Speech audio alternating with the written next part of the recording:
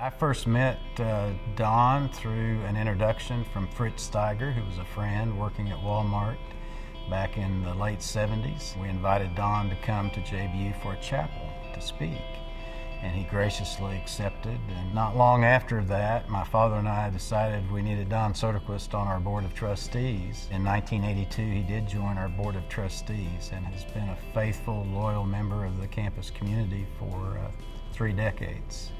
And we have greatly benefited from his leadership.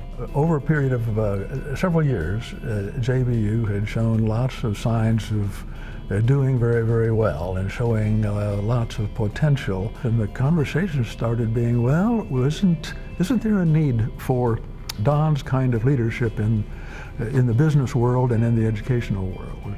Yes, yes, yes, definitely. And it moved along well enough, far enough that Mark Simmons said, let's approach the Soderquists and see whether Don might be open to something like a center for business leadership and ethics.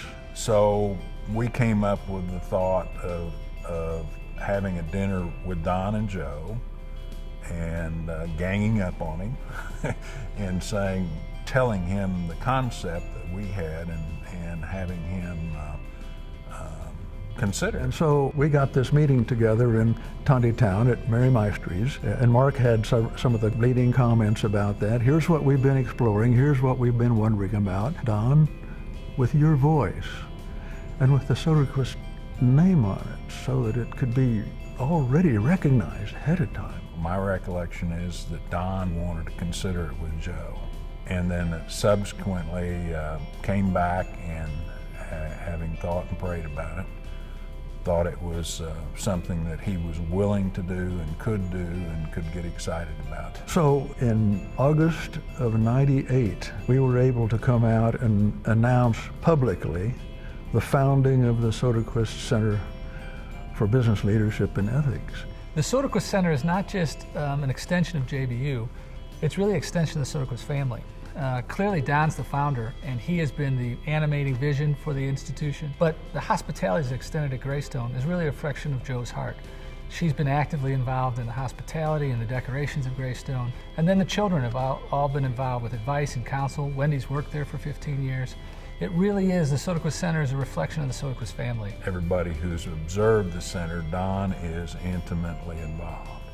It's not something he just lent his name to. He took it, owns it as far as his heart and soul was concerned. Don has high expectations for us.